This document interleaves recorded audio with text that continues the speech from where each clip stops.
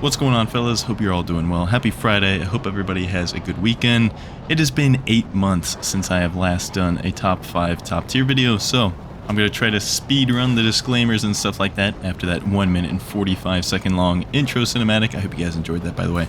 So the disclaimers, this is of course just my opinion. As I say in every video, your list doesn't have to look like mine. It's probably not going to look like mine, and that's completely fine. Feel free to let me know why you disagree in the comments down below. After all, we can compare the objective differences between the aircraft all day long, what this does better than that, this plane has better missiles, you know, stuff like that. But in the end of the day, it's the subjective things, you know, what do you think actually matters the most for your top tier jet that makes you succeed in it and makes you think it has the best potential to win or have a good impact on a game. For some people this might be flight performance, for some people this might be good missiles, stuff like that. So that's kind of what we're going to be talking about in this video. And as I always say, the meta of top tier is changing constantly, new stuff is getting added all of the time. My opinion, of course, changes when things like this happen. So if you click on this video 2 months from now, 3 months from now, 4 months from now, my opinion might not be the same anymore. It just depends on how the game changes over time. So yes, this video can get outdated rather quickly. So again, if you're from the future, take this with a grain of salt. I think that pretty much covers all of the disclaimers of the top 5 top tier list. So without further ado, let's get started and go ahead to our number 5 top tier for today. The F-14A has been in the game for a little over a year now, and even when it first came out, it just hit the ground running. This jet was the top dog, top tier, ever since it was added for a very, very long time. In my last list, I had it at number 2. If you put it at number 1, I wasn't going to argue with you. It's just a fantastic plane, and even a year later, this thing pretty much runs circles around everything that's not one of the big 3 jets, and we're going to get into the big 3 in just a second. Compared to the older stuff that you are going to fight still at top tier, the flight performance is plenty to deal with things like MiG-23 MLs, Mirage 2000s. It's a pretty good matchup for the J-7E. It's a pretty good fight for the Phantoms. Just absolutely clears, and you kind of get the point.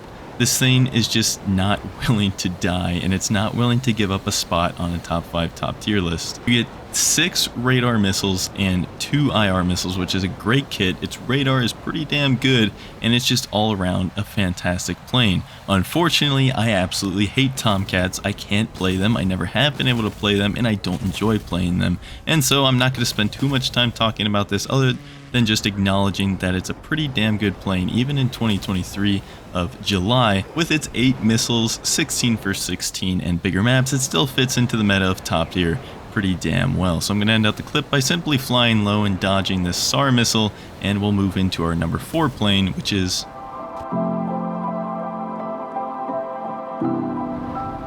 let's just keep right on rolling into planes that I don't like. And we're looking at the Block 15 and Block 20 F-16s, which are in almost every single tech tree. And the Block 20 is specific to the Chinese tech tree as the Taiwan F-16. They fly a lot worse than the Block 10s. Their flight model is considerably heavier. You can't pull as hard, and they're just all around sluggish, more sluggish than the Block 10s, just due to that extra weight. But unlike most of the Block 10 F-16s, all of the Block 20 and Block 15 F-16s can carry a radar missile of some kind. Well, I say of some kind, it's either an AIM-7F or an AIM-7M. I'm pretty sure they're all M's these days. Doesn't matter, because in War Thunder they're functionally identical missiles. Regardless, you get 2 radar missiles with the Block 20 and Block 15 F-16s, which is pretty nice for top tier meta. The 9L has seen better days, still a fantastic IR missile. It's really hard to find a bad IR missile at top tier, other than I'd say maybe the Magic 2. I think that one kind of underperforms compared to all of the other missiles at top tier, but that aside, the loadout is definitely good enough. 6 missiles is pretty standard for a top tier jet. Your flight performance is still better than pretty much everything other than a Block 10 and arguably a MiG-29 if you want to get into the, you know, finer details of things. Possibly a MiG-29 could beat you, but you know what? You can also beat a MiG-29, so it heavily depends on the player in a 1v1 situation in that kind of a matchup. But other than that, this thing just kind of walks every other jet that you're going to fight at top tier.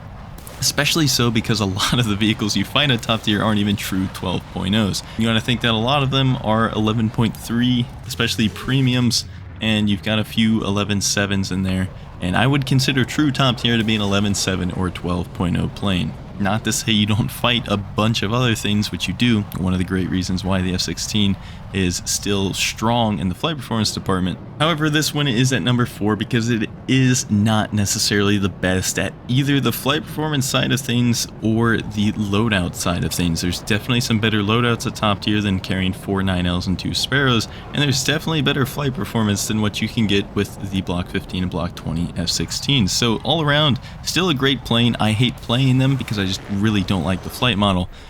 Again though, can't deny the effectiveness of these things in a top tier game. That's enough on the Block 20 and Block 15. Let's go ahead and move into our number 3 jet.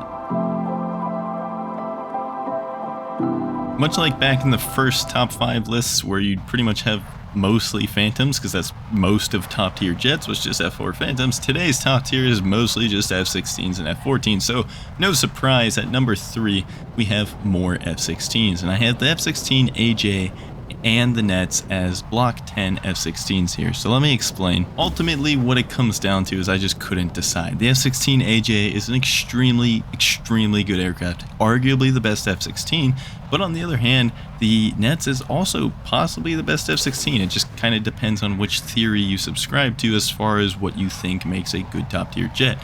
If you like having a balanced kit of radar missiles, decent radar missiles and decent IR missiles, sure, the F-16 AJ is fantastic. You also get the absolute best flight model, second to none, of anything at top tier. The F-16 Block 10 flight model is going to pretty much walk every single top tier jet in the game, including the MiG-29 and the F-14B. Sure, they might get one turn in on you, and then after their one turn, which you can simply just evade and not take the shot from, you do anything you want. They're completely at your mercy. Okay, so you say that this is the absolute best flight performance you can get, and you say it's got a pretty well-balanced kit, so why is it number 3? Well, because number 2 is very similar to that, just a little bit more so.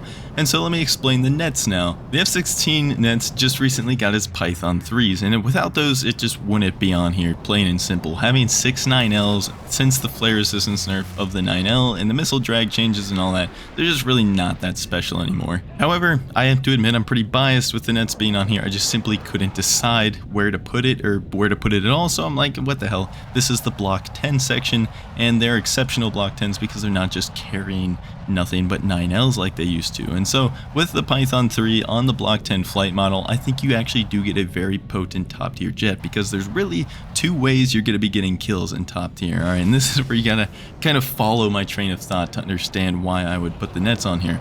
You're either going to be getting head-on joust kills with things like Sparrows and 27 ERs, and if you're actually engaging in that style of gameplay, it's extremely risky for one. It's not stealthy at all. It's very counterable. Super easy to counter a SAR joust or radar missiles in general.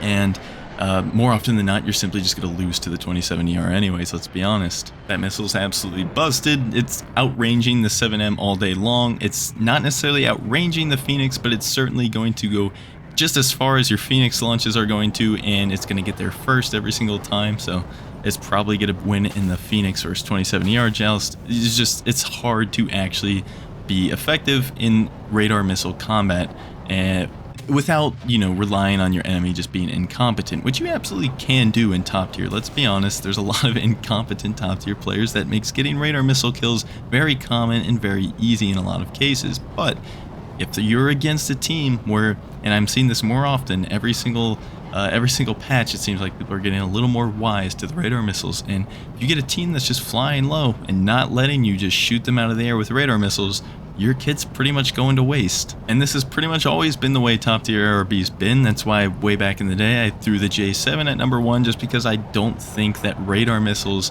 are particularly competitive myself, because it relies extremely so on your enemy just kind of letting you shoot them, and that's really hard to do, especially when your missile actually tells the enemy when you are shooting them. Whereas if you have an IR missile, in a good IR missile, it is something like a Python 3 with a short motor burn time, extreme range, like 9L, further than AIM 9L range, with less burn so that the marker's not on screen for as long. The simple fact of the matter is you can't be looking everywhere at once in a top tier match, and so you have to learn and develop the skills of figuring out who to launch a Python at and when, and if you do this, I think you get an extremely effective top tier jet, and at the very least an extremely fun top tier jet. The F-16A Nets is easily the most fun top tier in my opinion, hands down. I just love this thing to death, and so yes, I am kind of biased. But again, having really good IR missiles that aren't telling your enemy right when you're shooting at them, it actually allows you to take advantage of the windows in which people aren't paying attention, and they're not going to be paying attention to you the entire game, because if they are, they're going to be doing absolutely nothing else.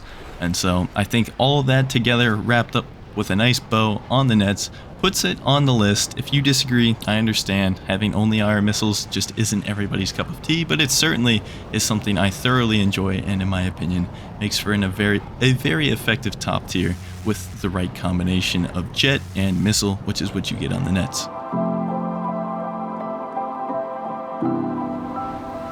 And here again, we have another jet that if you put this thing at number 1, I'm not going to argue with you. I'm just going to tell you that right now. The F-14B as the number 1 most effective top tier jet right now is not something that I'm going to necessarily disagree with, or I'm going to say is a bad take. I understand it. If that's the way you're rolling with it, then by all means, but it's not mine. It is at number 2 for me, and that is for a couple of different reasons. Again, I hate Tomcats, and the F-14B is absolutely no exception. I don't like playing this thing. I usually don't do too well in it because I don't like playing with radars and radar missiles and all that kind of stuff. It's just not my thing, and I'm usually not having a good time when I'm doing it. But that is not to deny the effectiveness of this plane. You get 8 missiles again, which is pretty much the exact same loadout as the F-14A. It's effectively the same thing. Yes, the AIM-54C is ever so slightly better than the AIM-54A. Is it ever actually going to matter? In a very small amount of cases is it actually going to matter. But what you do get is AIM-9Ls over AIM-9Hs, so you do finally have some all-aspect missiles on your Tomcat. Most importantly though, you get way stronger engines, and after playing something like an S-16 or a MiG-29 or an F-14B, if you go back to the F-14A, you're going to be like, geez man, this thing is slow. And it is. It's just a slow plane. But that is fixed with the F-14B's new engines, and so the flight performance is not F-16 Block 10, and while the MiG-29 has a lot more advantages, I think, in flight performance categories, the F-14B can certainly still beat it. So it's up there with, a top 3 plane as far as flight performance goes at top tier, which is huge. And so what you end up getting is not the best, but still very good and very acceptable flight performance with an even more balanced kit than what you get on the F-16AJ, because you get even more missiles. You get 8 instead of 6. And not only that, it's not just 8 and 6, but instead you can carry up to 6 radar missiles, whereas the AJ is capped out at 2 radar missiles. And so if that's important to you, if you like your radar missiles, and if you think that's a very strong thing to have at top tier, then yeah, I would recommend the F-14B over the AJ, and that's why this thing is actually at the number 2 spot. But why isn't it at the number 1 spot? Well, again, kind of going back to the Nets, I'm more so on the side of radar missiles are very, very nice for your average ARB game, sure. They're really good at killing noobs, they're really good at farming AFK people, and that is what a lot of top tier players are, and I'm not denying that. And so again, if that is why you put the F-14B at number 1, I'm not going to argue with you. But unfortunately, I think that against people with a little bit more experience in top tier, somebody that knows that they can simply just fly in front of the ground at or just above the ground at treetop level and completely negate your entire arsenal of missiles, well, at that point I look at it in 2 different ways. One, your radar missiles better be extremely cracked, and I mean really good, way above the competition, with very little actually being able to compete with it. Or you better have really good IR missiles and good flight performance on both of those, of course, to boast. And unfortunately, the F-14 doesn't have extremely good flight performance. It's got good flight performance, it's got great even for that matter, but it's still not the best. And on top of that, the radar missiles are just kind of average. It's pretty much what everything's running at top tier. It's not exceptional. It's not going to be the number 1 radar missile. And unfortunately, that's just going to keep it down in number 2 for me. Because there is one jet that I think that just trumps everything. And I think that if there was a whole team of these things, there would be no chance for anything in the game. Not even something like an F-16 Block 10 like the AJ. No whole team of F-14Bs can even do anything about this plane if they were actually stacked up as an entire team. And of course, I'm talking about none other than number one.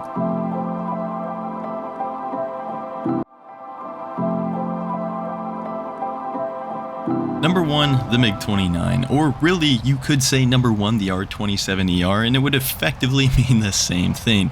The R-27ER definitely carries the MiG-29 to number one. That is not to say that the MiG-29 wouldn't still be a really good plane without it. It would, but at number one, for sure, it's going to need that R-27ER because let's face it, this thing is leagues ahead of the next best missile in the game. Wait a minute, see, you just were talking about how SARs require the enemy to just kind of let the SAR hit them, and otherwise they can pretty much negate the entire arsenal of radar missiles. And yes, this is true, especially so early game where everybody's flying towards each other and going into a merge, and that's where you see a lot of the radar missile combat happen, is F-14s climbing up into space, or me, as you see in this clip, climbing up into space and doing funny little BVR engagements. And while these are very fun, it's not really what I would consider the meta way of playing top tier, because you leave yourself pretty dang vulnerable. I, of course, am going to do it anyways because I just enjoy it, but again, it's not what I would personally recommend if you're trying to be competitive. So what is it about the R-27ER that makes it different? Well, it's ultimately just because it's so goddamn fast, and that's pretty much all there is to it. Not everybody can stay at treetop level for the entirety of the match. It's just not possible. You can't be over the ground and be able to deny the radar missiles at all times. And this is even true for Sparrows. Sometimes you're going to eat a Sparrow, even though in theory you should be able to not take a Sparrow at any given moment. That's just not how it plays out, is it? Sometimes you have to move around a little bit. The thing is, with the Sparrow, is that the missile's so damn slow that unless somebody's pretty much barrel stuffing you already with it, you have plenty of time to react between the time it's launched and the time it gets to you. And so this lets you either dive back to the ground, go 90 degrees in notch, 90 degrees in chaff. You can do any of these different methods to actually, even turn cold for that matter. You can do a lot of things before the Sparrow actually gets to you. The R-27ER, on the other hand, is a lot faster than the Sparrow, significantly and considerably faster than the Sparrow. And so your reaction time to this thing coming in is cut in half, or honestly, it's maybe even less. If you can just have the patience and the discipline required to not throw these 27ERs away at the very start of the game at the first person you lock, then your effectiveness with them becomes a lot more apparent. People are going to be getting into more concentrated fights amongst smaller groups. They're not going to be looking for radar missiles at all times, and once they finally do, it's oftentimes going to be too late because again, your 27ER is just going to be going way too fast for them to be able to react to it in time. And honestly, I've never seen two more free kills in all of War Thunder. Possibly the 24T, but I don't even think so anymore. I think the 27ER trumps the 24T for the two easiest kills you can possibly get in this game. I genuinely just can't really explain in any kind of comprehensive way why these work so well. You just have to use them, and once you use them, you're going to understand what I mean. The missile is just absolutely cracked compared to everything else in the entire game, and there's not a whole lot you can do about that, and there certainly isn't going to be something you can do about it at all times. Similar to how with an IR missile, you can't be looking around and checking your surroundings at all times. So aside from the 27ER, what do you get? Well, you get fantastic flight performance, definitely amongst the best in the game. The Block 10 is still going to walk you as a 29. The 15 and 20, the Block 15 and Block 20 F-16s also are going to have a pretty big advantage as long as they're flying like a nerd and staying within their speed range. Other than that, it's actually pretty easy to beat pretty much everything in the MiG-29 just because the plane's easy to fly. It's got a really easy and noob friendly flight model, and unless, like I said, you're a nerd in the F-16 Block 15, you're probably going to lose to the MiG-29. You have to be very patient and very meticulous with the F-16 Block 15. That's really weird to say, but you know what I mean. You got to be patient and you got to fly it perfectly, whereas the MiG-29 can do a little bit more. It's got more options, it's got more freedom, And so I think for the average player, for most people, they're going to enjoy the flight performance of this thing a lot more. Aside from that, you get the 4 dreaded R6CMs. I think these missiles are way overhated, at least on the MiG-29, because you get the HMD, and I think that's absolutely massive. Some people would call it gimmicky. I completely disagree. I think there's a lot of situations where this missile combined with an HMD, I hit shots that I just would never be able to hit otherwise. And so feel free to disagree, but I just think that they're still fantastic on the MiG-29 with the HMD. Let me make that clear. The R6CM by itself, yeah, it's pretty mid. But all in all, the MiG-29 is a pretty complete package, and I think it just easily takes #1 spot. Let me know what you guys think in the comments down below. Feel free to share your list. I hope you enjoyed, and I'll see you later.